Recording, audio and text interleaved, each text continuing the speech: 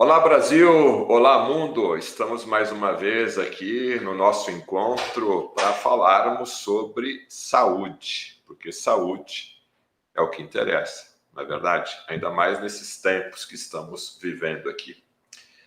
Meu nome é Fernando Betete, também sou conhecido como repórter saúde, e sempre na minha conduta de levar informação para você, nosso amigo aí, nossa audiência, eu sempre procuro levar informações que fogem um pouco da medicina tradicional. Ou seja, sempre estamos procurando autoridades em conhecimento que estão desbravando novos caminhos na medicina.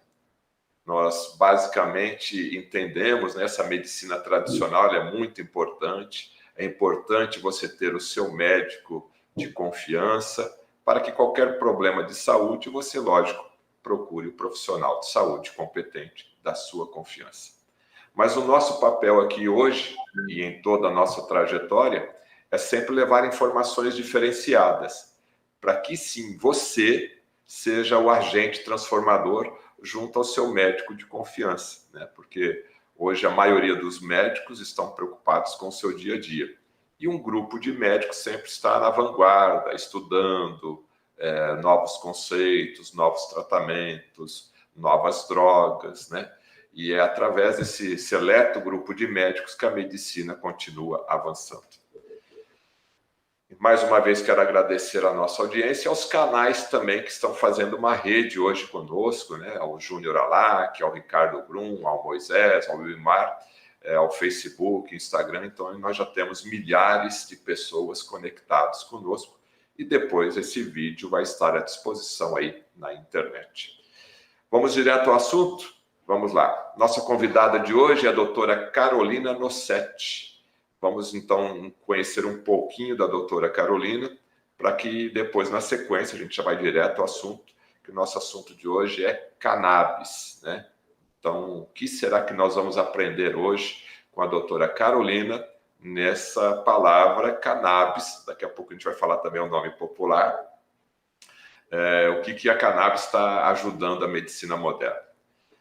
A doutora Carolina Nossetti, ela é médica e consultora técnica em terapia canabinoide. O que é isso, né? A gente vai entender. Ela também tem o título de médica nos Estados Unidos. Ela fez, vamos dizer assim, o Revalida americano, né? Tem muita gente querendo fazer o Revalida brasileiro. E a doutora Carolina fez o caminho inverso, ou seja, ela é médica no Brasil e médica também nos Estados Unidos. É membro da International Association for Cannabinoid Medicine, né? Membro aí da Associação Internacional para os Medicamentos à base de canabinoide. Fundadora da International Cannabis Academy, empresa de educação e fundadora também da Interdoc. É um grupo de profissionais que atua com a terapia canabinoide. Tem 10 anos de experiência nos Estados Unidos, sendo 7 anos dedicados ao ecossistema de cannabis e mais de 5 anos de atuação no desenvolvimento de produtos terapêuticos, com vivência nos principais centros produtores do Colorado e Califórnia, como consultora técnica, diretora médica e diretora científica. Doutora Carolina, parabéns pelo seu currículo aqui, muito obrigado por ter aceitado o nosso convite. E a primeira pergunta é: o que é cannabis e os seus principais compostos? Fernando, bom dia, obrigada pelo convite. É um prazer estar aqui conversando com você sobre esse assunto tão sensível. Eu formei aqui, como você mencionou, fui embora, fiz essa revalidação do diploma, acabei não pegando a licença, né, para a prática, mas lá está bem avançado. Em termos da planta em si, é uma planta complexa, são mais de 480 compostos já documentados. Há 3 categorias de compostos principais, Fernando. Os canabinoides, os terpenos, que são os óleos essenciais, e os flavonoides.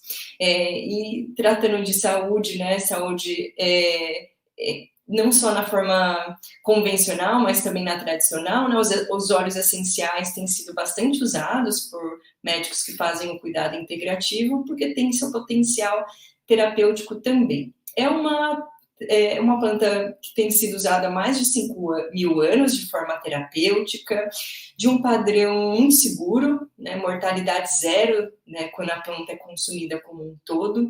Isso é muito impressionante, porque raras as vezes na nossa prática clínica a gente tem opções de ter ferramentas terapêuticas tão seguras quanto esta planta.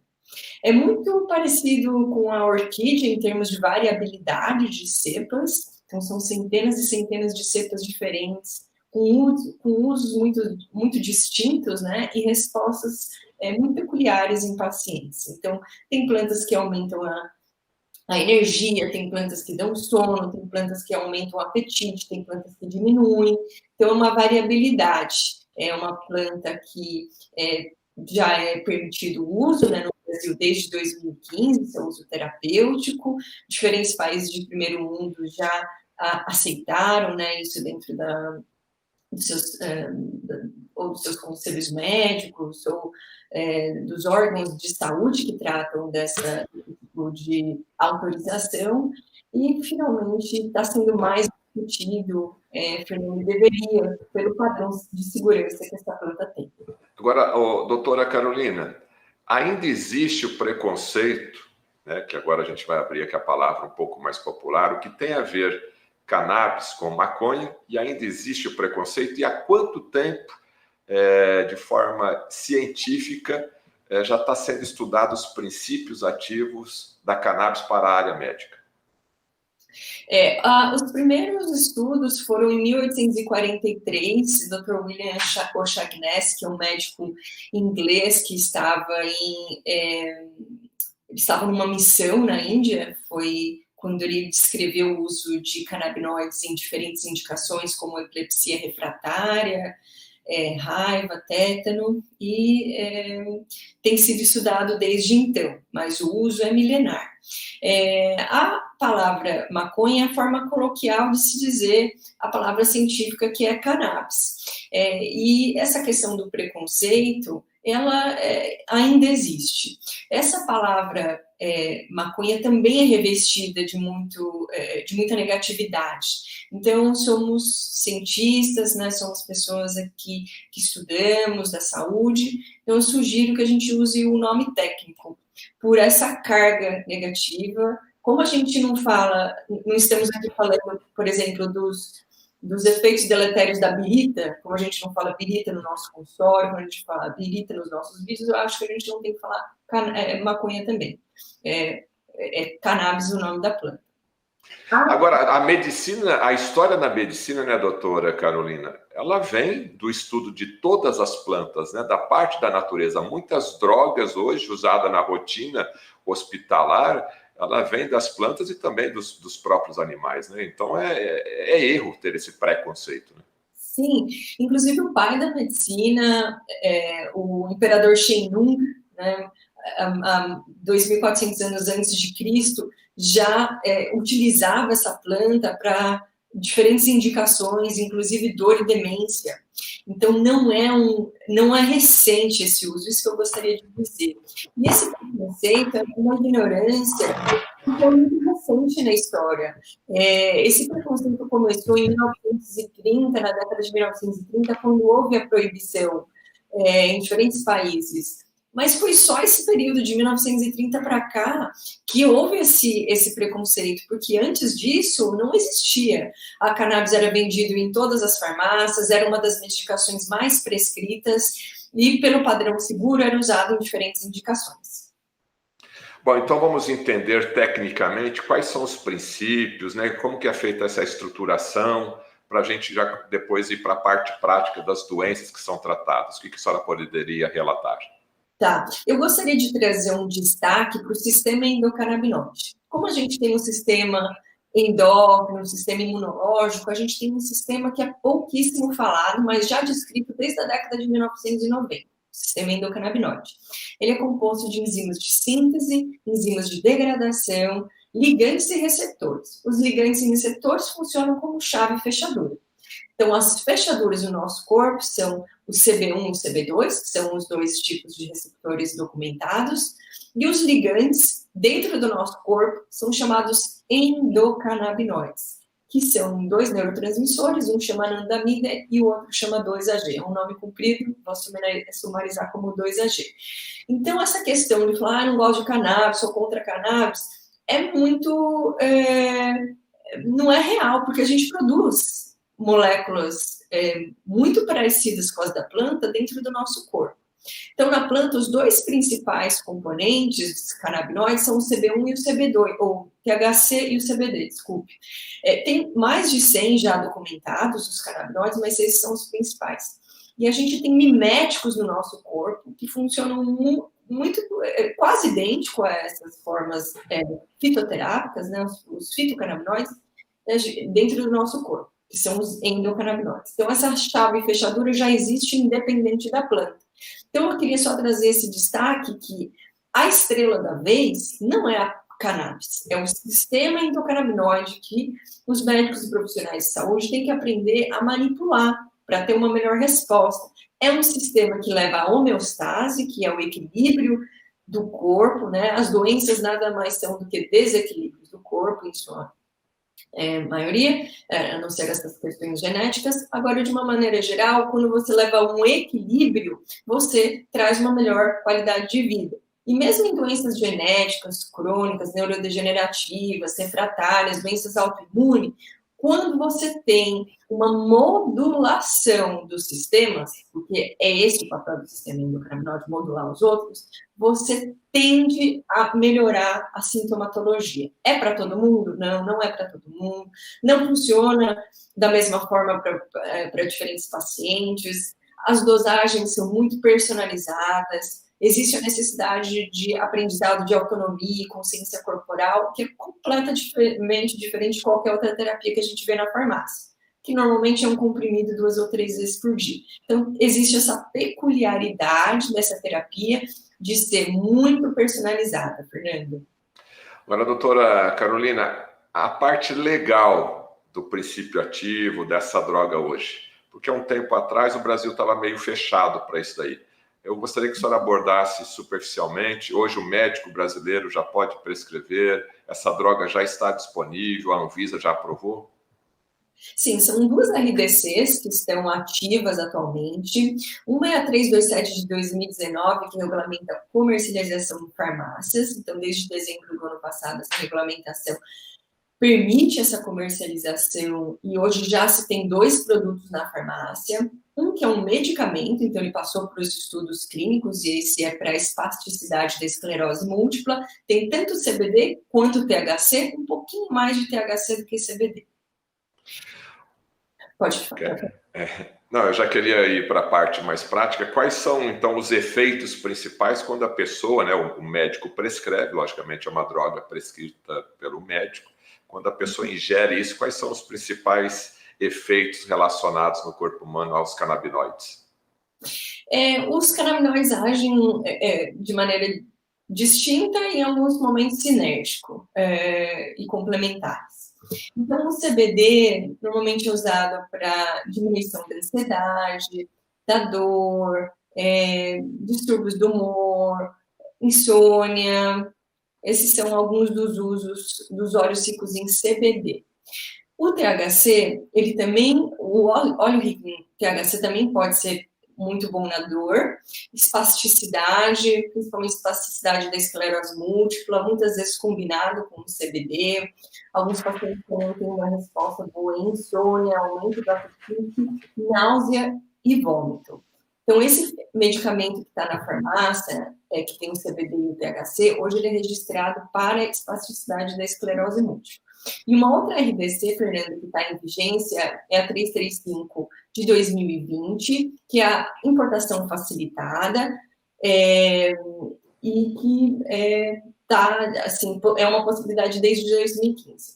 Voltando um pouquinho agora, o segundo produto disponível na farmácia é um produto rico em CBD, mas ele não é um medicamento, porque ele não passou pelas fases do estudo clínico, mas ele também já está sendo vendido na farmácia. Sempre existe uma associação muito direta entre a cannabis, canabidiol, aqui os canabinoides, no caso, e esses princípios ativos, principalmente ao relaxamento e à indução do sono. Isso é verdade, ele ajuda nas pessoas hoje que têm insônia, dificuldade de dormir, ele substituiria aí a famosa melatonina?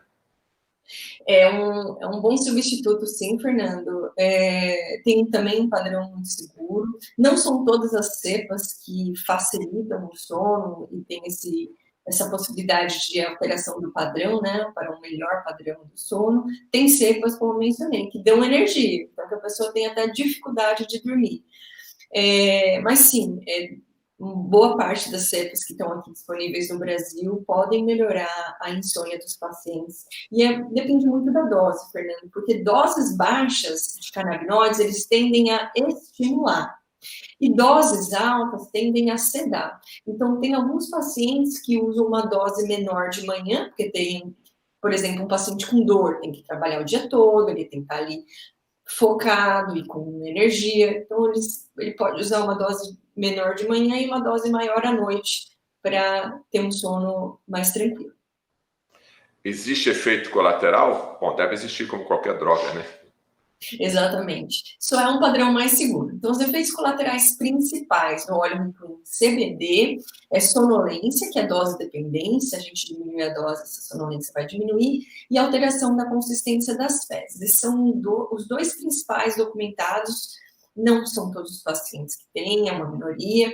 Tem alguns outros efeitos colaterais que são um pouco mais raros, mas que existem, por exemplo, diminuição da pressão arterial. Esse a gente vê que tem que tomar um cuidado com os pacientes mais idosos, porque tem risco de queda. Nos óleos ricos em THC, a gente vê uma possibilidade de ansiedade, síndrome do pânico, nos pacientes que já têm uma predisposição. Então, tem que observar, colher bem a história clínica do paciente e antecedentes familiares, para entender se o paciente tem algum histórico passado de ansiedade generalizada ou esquizofrenia, para achar uma cepa outra. Não é que é para não usar cannabis, só não deve usar uma cepa com alto teor de THC.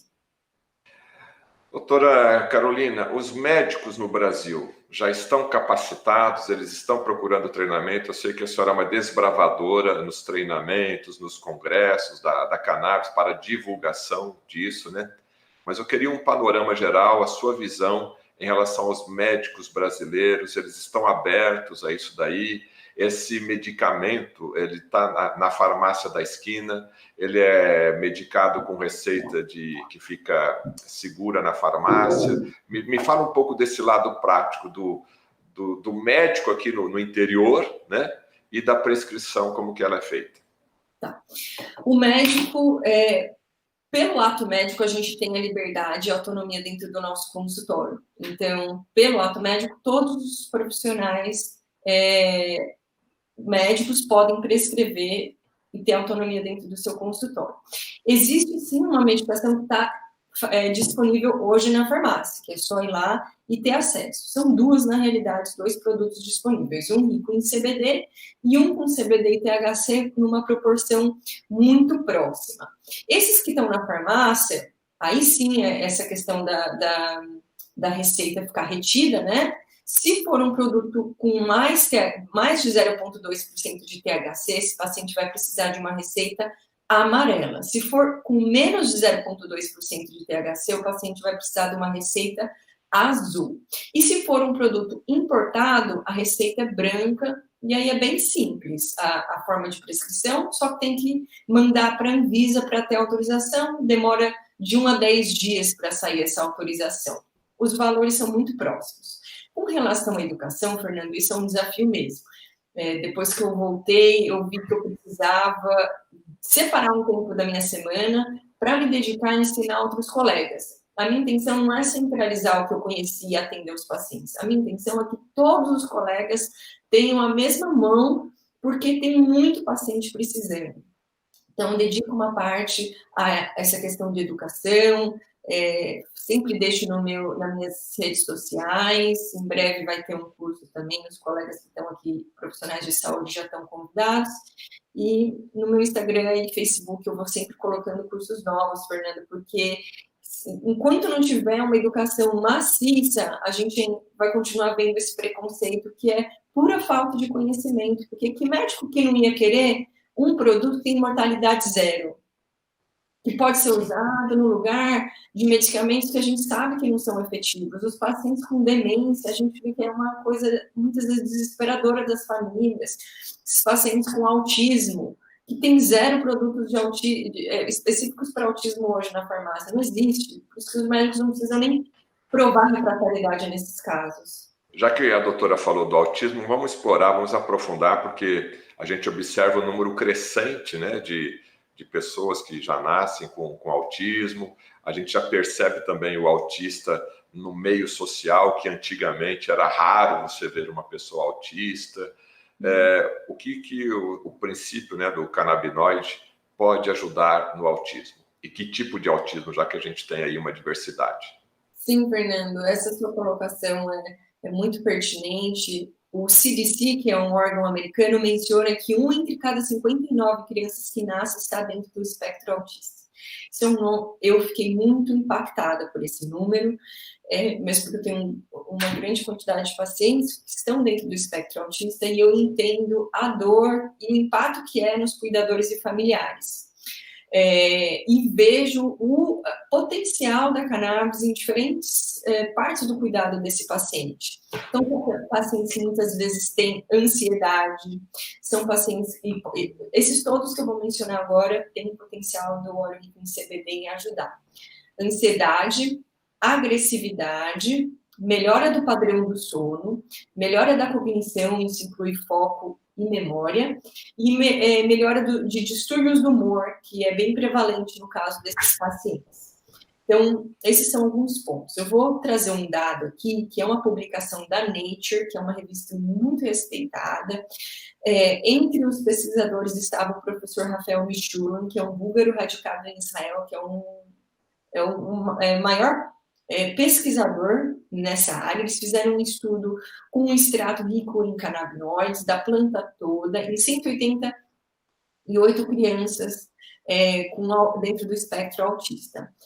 Quase 70% dos pacientes, dos pais desses pacientes, comentam melhora na qualidade de vida. É um número que é muito alto e que não deve ser negligenciado. Um outro número que me chamou muita atenção foi que 25% desses pacientes tiveram um ganho de função. Eu nunca vi nenhum medicamento, nenhum remédio, nenhum produto até hoje que me mostrasse ganho de função. E esse estudo da Nature mostra que 25% tiveram ganho. Por exemplo, tomar banho sozinho e se vestir sozinho. Quem tem criança autista em casa sabe o impacto que é. Talvez para alguém que não tenha uma criança autista, ou dentro do espectro, ou não tem uma criança, não consiga entender o quão importante é um paciente poder se vestir sozinho e tomar banho sozinho. Isso pode significar, Fernando, um cuidador a menos no final do mês. Então, horas a menos do cuidador, melhor qualidade de vida para o cuidador, porque uma hora que o paciente tem qualidade de vida, o familiar e o cuidador e a escola, e todo mundo tem qualidade de vida junto. Esse ganho de função é somente enquanto usa o canabinoide ou ele já dá esse ganho se a pessoa parar de tomar? Boa pergunta. Existem ganhos que ficam para sempre independente dos canabinoides. Por exemplo, alguns pacientes eles começam a ter uma interação melhor com o olhar, eles começam a ter essa parte de se vestir e eles não tiram esse ganho depois de parar o remédio. Tem um ou outro que sim, mas a maioria dos ganhos não. Bioquimicamente, o que esse princípio ativo faz? Ele faz reconexões nervosas? Seria isso? Existe uma questão de neurogênese e também uma modulação na passagem de informação de um neurônio para outro. Muitos desses pacientes, aliás, os pacientes autistas de uma maneira geral, eles têm uma hipersensibilidade, eles têm, o estímulo para eles é diferente. É como se eles estivessem andando num chão com brita. Quando você está sem sapato, andando no chão com brita, que é aquele monte de informação no seu pé que está doendo, que está incomodando. O autista é assim para tudo, para barulho, para estímulo visual, para estímulo tátil. Então, é como se tivesse muita informação ao mesmo tempo, Fernando. E os canabinoides, como eles modulam a comunicação entre um neurônio e outro, eles conseguem diminuir um pouco essa velocidade da informação e modular melhor como essa comunicação é feita entre um neurônio e o outro, diminuir um pouco o incômodo com essa quantidade de estímulo externo. Os canabinoides no autismo já é um protocolo usado na maioria dos países? Infelizmente, não. Não existe uma medicação específica para autismo, né? Não tem uma droga que a gente pode chegar na farmácia e comprar que seja específica, mas mais e mais estudos, Fernando, estão saindo mostrando que quando a gente compara as primeiras linhas de tratamento do autismo com a cannabis, a gente vai ver que a cannabis tem uma efetividade boa e um menor número de efeitos colaterais e risco de dependência quando comparados com os normalmente utilizados. Nós mudarmos aqui para outra patologia, alguma outra informação sobre o autismo, doutora Carolina? Não, eu acho que os pais de autista têm que estudar muito esse tema, porque as medicações que estão sendo feitas, o uso, em questões prevalentes nessa população, por exemplo, déficit de atenção, esqueci de mencionar, que é uma das utilizações do óleo rico em CBD. Muitas dessas crianças usam derivados de anfetamina, ou medicamentos que estão próximos à anfetamina e que têm uma ação muito semelhante. Então, por esses e outros medicamentos que são usados de forma comum, né, nesses casos, eu acho que é muito válido os pais desses pacientes estudarem esse tema. Você está assistindo aqui no canal do Fernando Bettetti uma entrevista especial com a doutora Carolina Nossetti, onde o nosso tema principal aqui são os princípios ativos da cannabis, os canabinoides, no tratamento de várias patologias e doenças neurodegenerativas. Nós estamos falando agora, acabamos de falar, que eu já vou mudar para outro assunto, do cannabis, né, dos canabinoides no efeito do autismo. Então, você que tem alguém na sua família que tem essa doença, que tem o autismo, olha aí a porta que nós estamos abrindo para vocês. Né? Então, procure se informar, procure conversar com o seu médico, então, desse tratamento que já está chegando, que já está disponível no Brasil de forma legal, né? Isso é importante ser falado, não precisa ir para o exterior, para tratar o autismo através da cannabis, através dos princípios ativos aí dos canabinoides. Nós vamos falar ainda nesse programa da epilepsia, doença de Alzheimer, doença de Parkinson e até mesmo do câncer. Fique aqui ligadinho com a gente. Doutora Carolina, e a epilepsia, né, que é também uma doença aí que a gente observa com uma certa frequência na sociedade. O que nós podemos dar de informações boas para as pessoas que têm epilepsia, alguém na família? Sim, a epilepsia está entre os temas que a gente tem mais robustez em termos de artigos científicos, né? Como eu mencionei um pouco mais cedo, o primeiro artigo publicado não foi um estudo, não foi um estudo clínico, mas foi uma descrição de caso em 1843, pelo Dr. William Sharpness.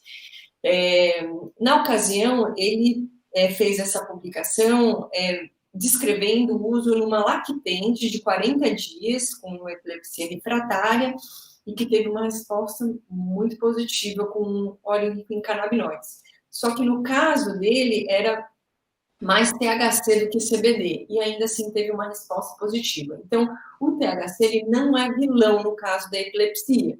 Só que a maioria dos médicos prefere usar o óleo rico em CBD, porque ele é mais fácil de manejar, no manejo é mais fácil e é mais seguro, porque dependendo da quantidade e da cepa, o THC pode levar a uma crise convulsiva. Então, tem alguns médicos que têm esse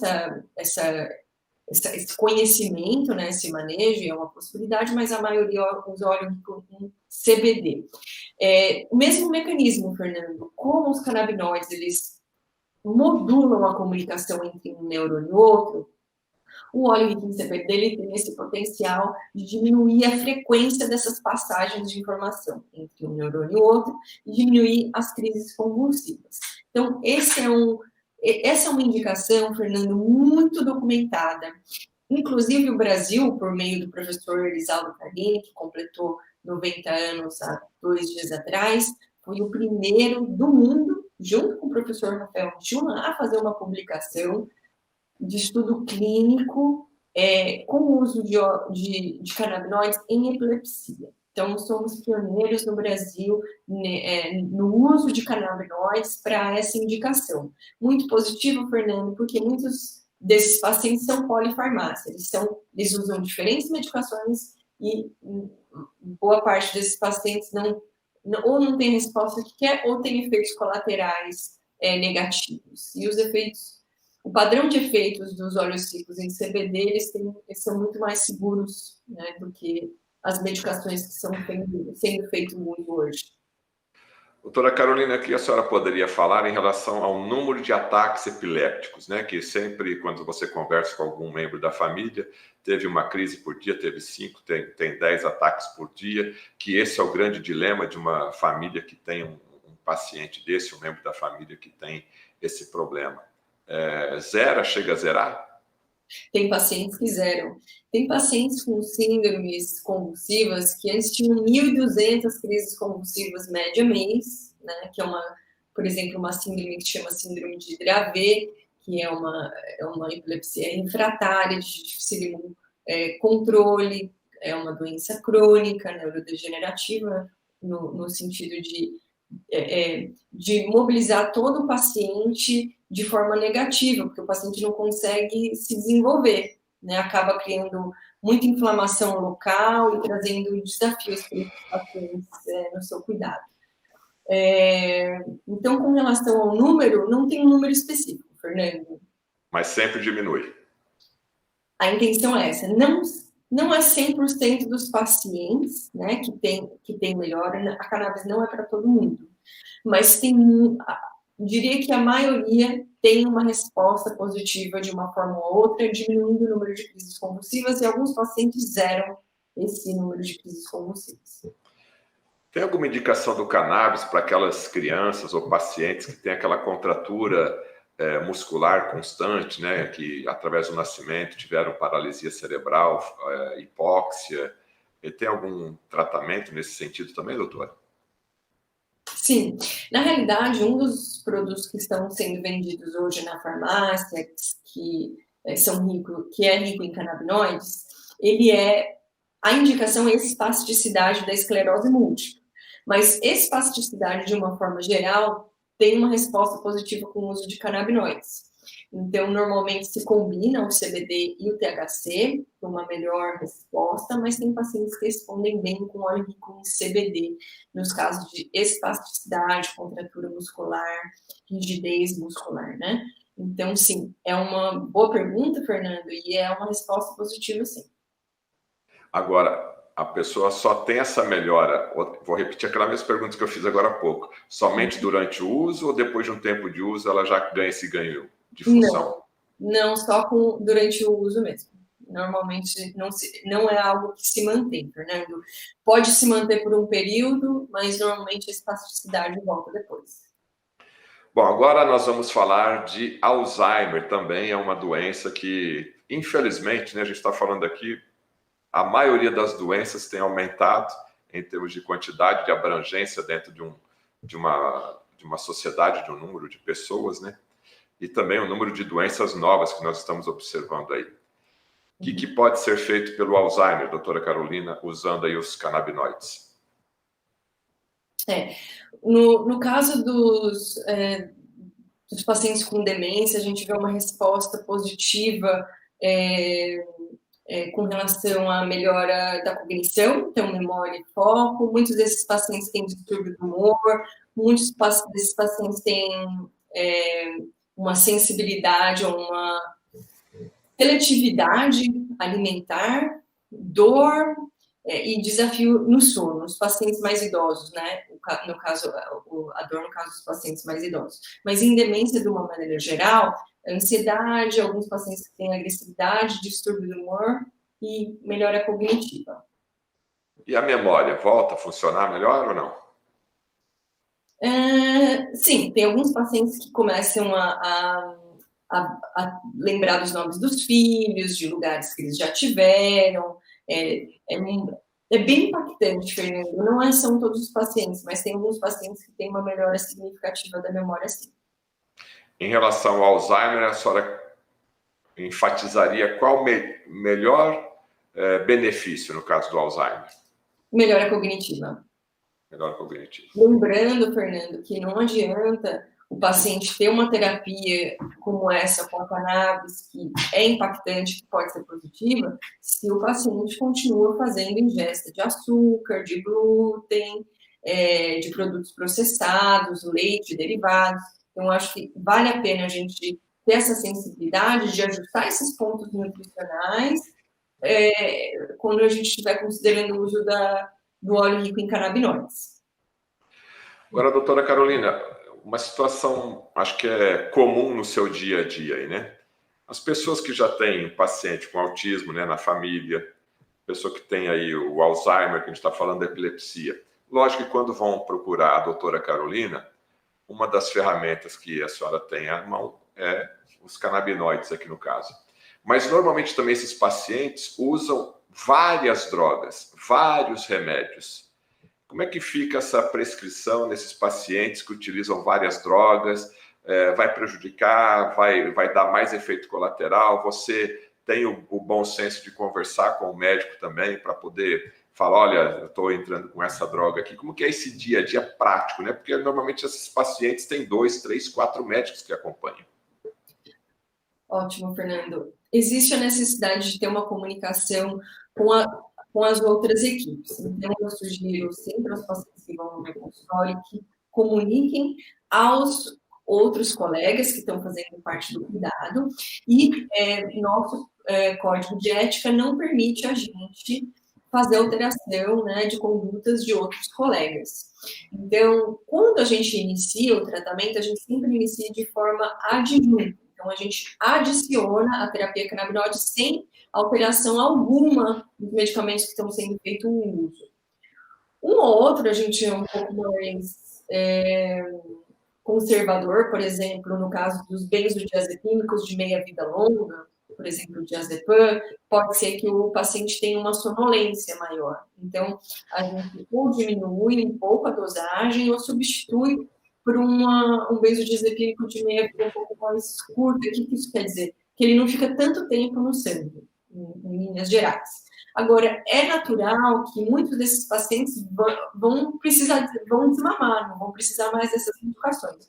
E aí, essa é a hora que a gente entra em contato com as outras equipes. Então, quem prescreveu, por exemplo, o uso de diazepínico, quem prescreveu medicamento para dormir ou para diminuir essa ansiedade, e aí vale a pena, sim, ter uma comunicação próxima, porque muitas vezes esses pacientes não vão precisar mais da medicação controlada, e a intenção é essa mesmo, Fernando, que quanto menos o paciente precisar de medicamento controlado, melhor. E já estou recebendo aqui várias perguntas, não dá para fazer todas, logicamente. Desde uma criança, a gente pode usar os canabinoides até uma pessoa de 70, 80, 90 anos? Eu tenho paciente de 4 meses até paciente de 102 anos. Uau! Na sua clínica geral, eu autismo, epilepsia, Alzheimer, Parkinson, dor crônica, pacientes com câncer, esquizofrenia, psoríase, lúpus, artrites, Crohn, retocolite ulcerativa, é muito variado. Tem colegas que são mais especialistas, né, por exemplo, neurologistas, eles acabam vendo um grupo mais específico de doenças relacionadas. Quando a doutora Carolina fala de dor crônica, que tipo de dor que é essa? Ela está associada a mais aqui a uma doença crônica, dores nas costas, coluna. E quando fala para resolver o problema da dor, eu sempre me preocupo em resolver a causa, porque senão acaba mascarando aquilo ali, até prejudicando. Vamos abordar um pouquinho esse assunto aí da dor crônica e o canabinoide aí no caso. Eu acho que é válido a gente, da mesma forma que a gente comentou no Alzheimer e que a gente vai comentar em qualquer outra doença, é a parte de nutrição. Se a parte de nutrição não está sendo bem cuidada, não tem como a gente esperar que a cannabis seja a resolução de todos os problemas, né? Na questão da dor, sim, é importante que o médico foque inicialmente no diagnóstico apropriado, né? Entender a causa e se a causa consegue ser resolvida ou não. Porque às vezes é uma compressão no nervo que não tem como operar, às vezes é uma lesão antiga que não tem que ser feito. Então, nesses casos, a gente vai lidar com o fato de que, por mais que exista um diagnóstico, a gente não consiga solucionar o desafio de base, tá? E às vezes a gente não consegue. Agora, com relação ao tipo de dor, Fernando, é dor de uma maneira geral. Por quê? Porque a cannabis, ela ali, modulando essa passagem da informação, ela altera o limiar que a gente tem para dor. Então, a maioria dos pacientes que tem assim, dor de longa data, não é que eles falam que eu estou sem dor nenhuma. Eles falam que a percepção deles com a dor mudou e que agora, por mais que eles estejam sentindo alguma dor, agora eles podem trabalhar, eles veem os amigos, eles vão no supermercado. Então, o mecanismo base do uso dos canabinoides na dor é a alteração da percepção do indivíduo com relação a essa queixa. E aí, os usos principais que eu vejo na minha prática clínica são dor oncológica e dor neuropática. Eu tenho pacientes outros com dor nas costas, ou dores específicas, mas como a minha prática clínica é 100% voltada para cannabis, claro que eu prescrevo suplementos e outros medicamentos, mas se o paciente, para chegar no meu consultório, Fernanda, ele passou por um acolhimento e uma triagem. Se não existiu uma indicação da cannabis, ele não chega no meu consultório, porque eu não faço só consulta, eu faço um programa. Esse paciente é acolhido, ele faz a triagem, ele faz a consulta, depois ele é monitorado. Então, a gente fica dentro da minha equipe multidisciplinar por um mês com esse paciente, fazendo uso da terapia, para ele aprender a fazer isso sozinho. Então, eu acabo pegando casos mais refratários. Agora, nos Estados Unidos, você vende no supermercado. Quem tem qualquer tipo de dor lá faz esse uso, porque é muito mais seguro do que a alternativa, que seria um ibuprofeno, que seria algum outro medicamento usado para esse fim. Eu tive recentemente nos Estados Unidos e passeando, lógico, né, como qualquer turista também, eu via vários quiosques, né, em shoppings, você vendendo lá o CBD, THC, em supermercados, o Walmart da vida tinha lá à disposição, e as pessoas compravam sem nenhuma prescrição, levavam ali, eu mesmo também trouxe aqui para o Brasil sem problema nenhum. Causa dependência? Os óleos ricos em CBD com menos de 0,2% de THC não causam dependência. Isso quem diz a Organização Mundial de Saúde, que inclusive recomenda o não controle internacional desse tipo de produto, o que facilitaria e deixaria o acesso muito mais democrático. Uma entidade como a OMS afirmar que não existe dependência ou tolerância nesse tipo de produto, nos traz uma segurança a mais no nosso consultório, né? Inclusive, a Organização Mundial de Saúde fez uma carta para as Nações Unidas, que em breve vai voltar, né? No final do ano, provavelmente, a possibilidade de readequação em termos de categoria, que a cannabis tem sido colocada, e a gente espera que essa operação das Nações Unidas facilite ainda mais esse acesso. Bom, você falou aí na OMS, Organização Mundial da Saúde, que é pauta de todos os telejornais hoje, diários, né, do mundo inteiro, e eu lembrei aqui do SARS-CoV-2 e da Covid, né? Tem alguma indicação, tem algum uso dos princípios canabinoides aí em relação à Covid-19? Não para a cura da infecção do Covid em si. Agora, em tempos de pandemia, a gente vê uma maior ansiedade nos pacientes, a gente vê uma dificuldade maior no sono, a gente pode até ver agressividade maior em alguns casos de pacientes, por exemplo, com doença, que não estão fazendo suas terapias. Essas todas são mencionadas indicações de uso de canabinoides, que podem, sim, amenizar e melhorar a qualidade de vida durante a pandemia, mas que não são para o Covid em específico, mais sintomas ou desconfortos relacionados. melhora da qualidade do sono, ansiedade, distúrbios do humor, cognição, agitação e agressividade. Eu tenho uma opinião particular que o maior malefício dessa pandemia não é a infecção em si, até porque é um número restrito de pessoas, mas o estresse crônico, né? Esse sofrimento emocional diário que a maioria absoluta de toda a população do planeta está sofrendo, isso vai vir com uma enxurrada, vai vir, olha, eu imagino que vai vir pós-pandemia, toda essa emoção reprimida, essa emoção represada nas emoções, e você lembrou bem, eu acho aí que os canabinoides nessa situação ajudam bastante.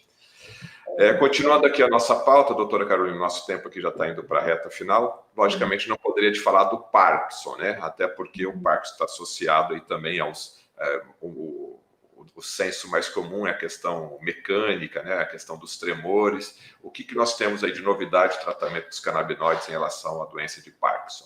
Tá. Eu vou separar em duas partes essa questão do tratamento do Parkinson.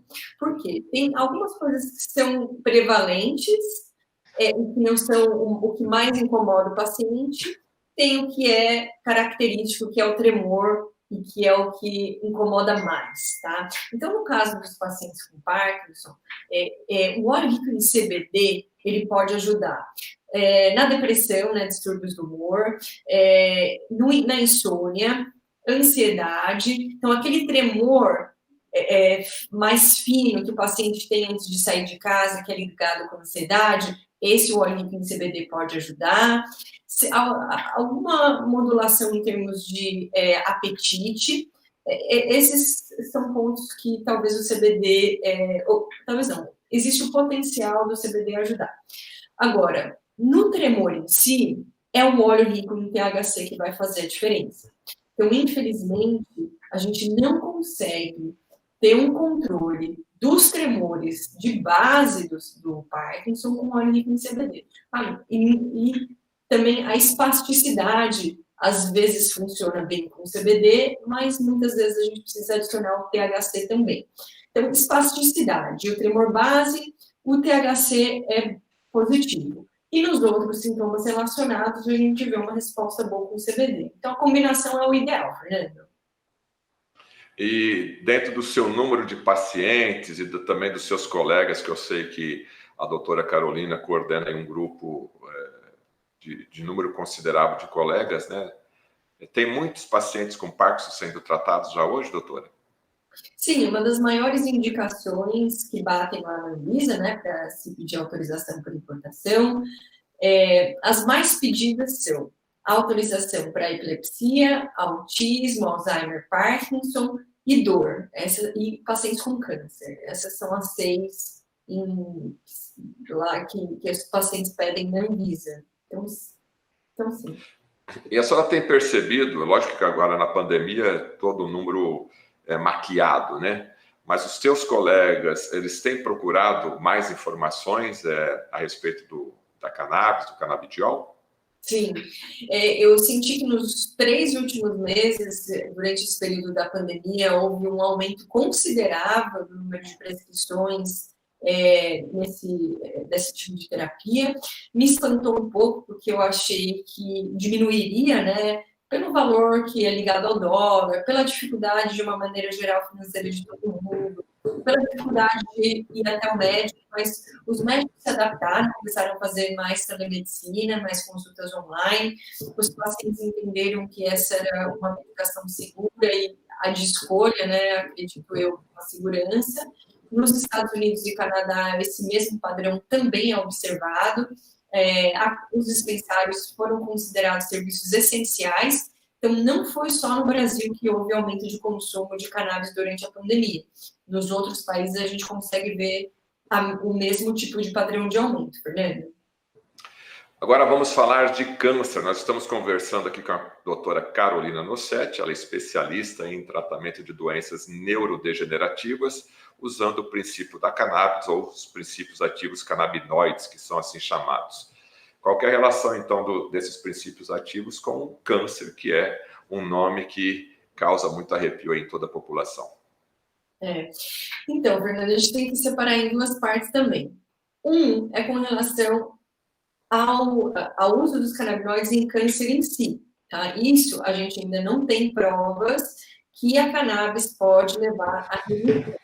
Por mais que a gente veja estudos mostrando que o THC ele tem um potencial de apoptose de células cancerígenas, quer dizer, que é um suicídio celular, que é uma das melhores formas, né, da aniquilação dessa célula, isso a gente consegue ver descrito, mas a gente não consegue, não temos base, estudo clínico de diferentes fases para dizer que os canabinoides podem levar ao câncer em remissão. Não podemos falar isso. O que a gente pode falar, é que os canabinoides, eles são positivos em termos de efetividade, têm o potencial de ajudar em alguns sintomas relacionados aos efeitos colaterais dos quimioterápicos ou de outras terapias usadas no câncer.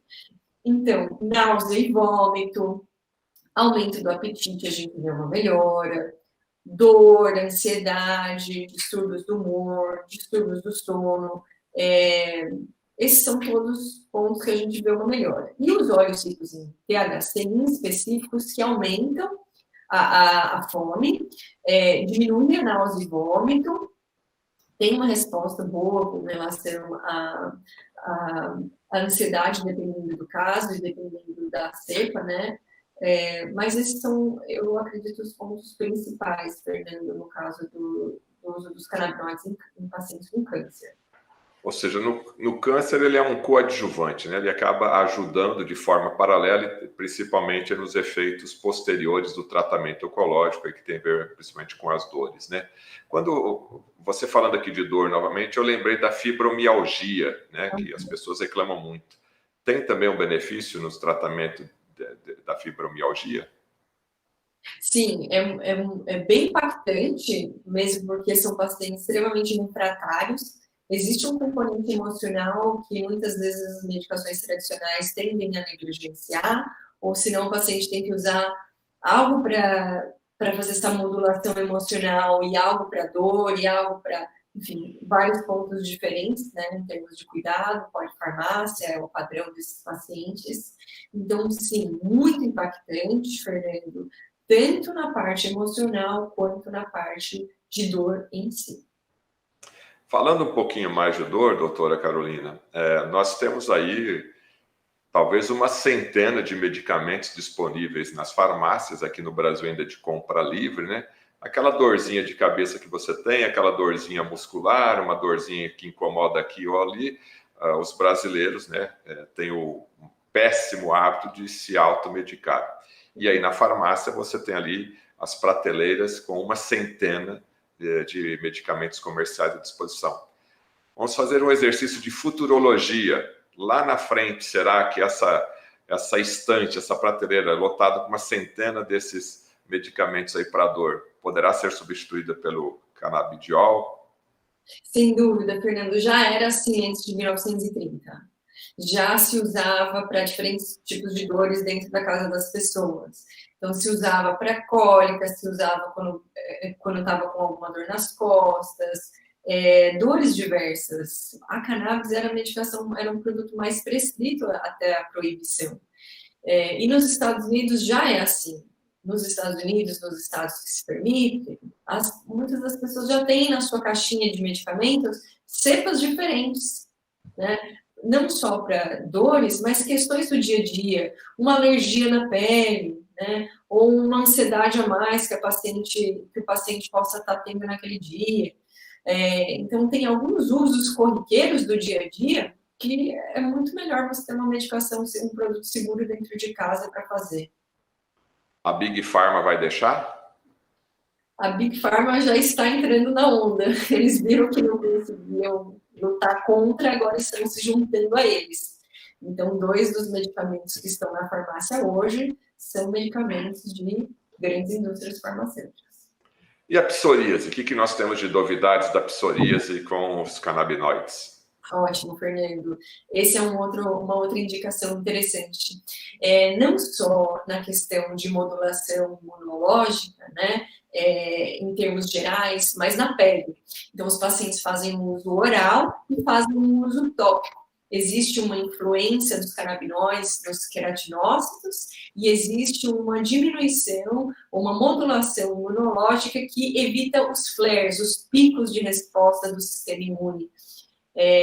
De uma forma geral, doenças que têm relação com a imunidade, com o sistema imunológico, eles têm uma resposta positiva. Se você diminui essas ondulações, esses altos e baixos, se consegue manter em um padrão mais linear, o paciente vai se sentir menos incomodado com esses picos, esses flares que é comum na psoríase.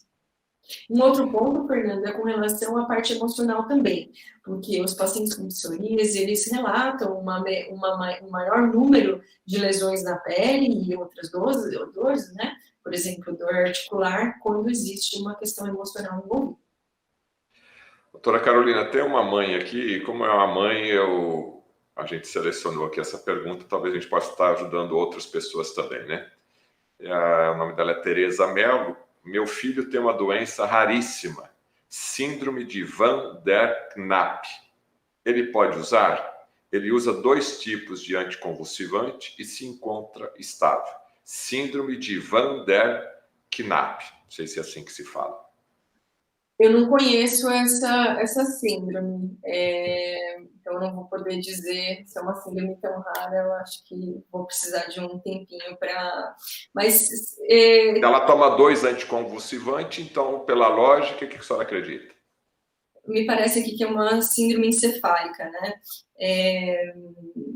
Olha, nesses casos, a gente vê de uma maneira geral, nas doenças neurológicas, que a resposta é positiva, porque essas doenças, elas tendem a levar a uma diminuição da cognição, epilepsia, desenvolvimento mais lento, né, desses pacientes, e todos esses são pontos que a gente vê que os canabinoides podem sim ser positivos. Olha, nós estamos conversando aqui com a doutora Carolina Nossetti, e esse exemplo que acabou de acontecer aqui com a mãe, com a Tereza Mello, e a resposta da doutora Carolina, isso é importantíssimo na relação médico-paciente. Ninguém sabe toda a verdade, nem o médico que está do outro lado, e o paciente aqui, na sua ânsia de curar um filho, ou na sua ânsia de curar a sua doença, tem que fazer exatamente isso mesmo. É assistir programas, é pesquisar. A internet hoje, ela trouxe essa informação cara a cara com todas as pessoas, mesmo o médico que a doutora acabou de clicar e de fazer uma consulta, então já teve uma informação pelo nível acadêmico e de ciência da doutora Carolina Nossetti. Tenho certeza que ela já vai pesquisar isso daí. Isso é muito importante que os médicos, né, os que estão nos assistindo aqui, abram realmente as suas mentes, porque o universo de informações estão disponíveis, aí o Google facilitou todo esse acesso de informação. E para você, Tereza Mello, parabéns pela sua participação e continue aí instigando o seu médico, continue instigando aí outros profissionais de saúde, porque com certeza você vai encontrar, eu sei que a mãe tem uma força tremenda pela natureza, e você vai encontrar sim um profissional que de repente vai estudar melhor o seu caso e vai poder dar uma qualidade de vida aí no caso específico do teu filho. Eu mesmo sou exemplo disso. A minha filha Priscila nasceu com uma cardiopatia congênita, com um prognóstico de 3 meses de vida. Ela não tem artéria pulmonar, ela tem tetralogia de Fallot, CIA, CIV, hipertensão pulmonar. 3 meses de vida pela medicina tradicional. Eu não aceitei esse diagnóstico e fui procurar alternativas. Minha filha fez 17 anos no dia 3 de junho passado. Ou seja, é a força de um pai, a força de uma família procurando informações e também encontrando médicos, encontrando profissionais de saúde que pegaram essa causa. Opa, vamos estudar, vamos ver o que tem por aí. E conseguimos aí atingir o objetivo de dar mais qualidade de vida para a Priscila, e hoje ela tem 17 anos e atravessa a piscina embaixo d'água. Doutora Carolina, nós estamos chegando ao final da nossa entrevista, mas eu vou deixar aqui esses minutos finais Para quem quiser conhecer um pouco mais a doutora Carolina, os colegas seus médicos, que eu tenho certeza que estão assistindo, outros profissionais de saúde, quem quiser mais informações, as suas redes sociais, telefone, site, embora eu também vou colocar aqui nos nossos canais para contatos, mas, por favor, a sua mensagem final e o seu contato.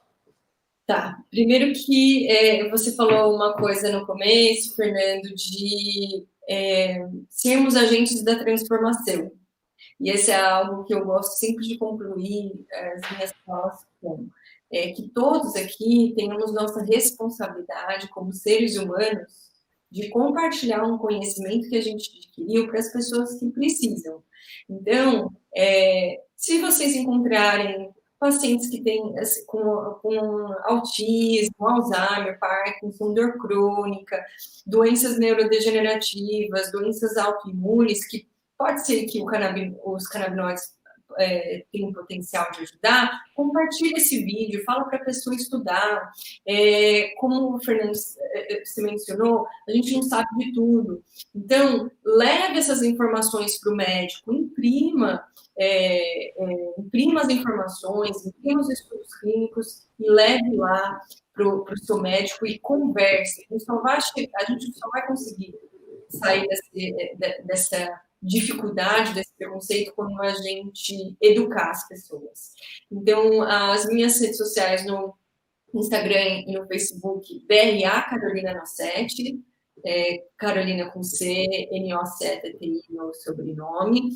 O telefone do meu consultório é 011 95662 5485. No meu Instagram, sempre quando tem curso, eu deixo lá, vai ter um agora em breve, eu gostaria de convidar todos para ir para lá. E as informações que vocês puderem compartilhar, peço que compartilhem, porque tem muita gente sofrendo à toa, Fernando. É verdade, e o papel da internet é exatamente esse, encurtar os caminhos, e realmente o que a doutora Carolina acabou de falar, eu endosso aqui, vamos compartilhar esse vídeo. Eu acredito que a maioria das famílias hoje sempre tem uma pessoa, sempre tem um paciente que infelizmente está precisando aí de um tratamento diferenciado, e a doutora Carolina aqui, ela está desbravando esse novo conhecimento para o Brasil e para os seus colegas médicos. Doutora Carolina, eu queria agradecer muitíssimo a doutora por essa participação aqui no nosso programa. Eu sei que o seu tempo é escasso, inclusive nesse feriado a doutora estava atendendo e tem paciente lá aguardando na sala de espera lá. Muito obrigado pela sua entrevista, foi muito esclarecedora. E numa breve oportunidade vou entrar em contato contigo para explorarmos um assunto mais profundamente. Como esse é o primeiro programa de entrevista, então a gente deu um panorama geral, mas eu tenho certeza que daria para falar 1 hora, 2 horas, 3 horas de Alzheimer, ou só de Parkinson, ou da epilepsia, ou da psoríase, e é isso que eu pretendo fazer contigo oportunamente. Muito obrigado pela entrevista, doutora Carolina. Obrigada, Fernando. É um prazer estar aqui com você. Obrigado a todos. E você tem aí as informações no canal, no Facebook, no Instagram, no YouTube. Se inscreva no canal da doutora Carolina. As informações dela também a gente vai deixar aqui embaixo. Também se inscreva no nosso canal do Fernando Betete. Um grande abraço a todos e até o nosso próximo encontro.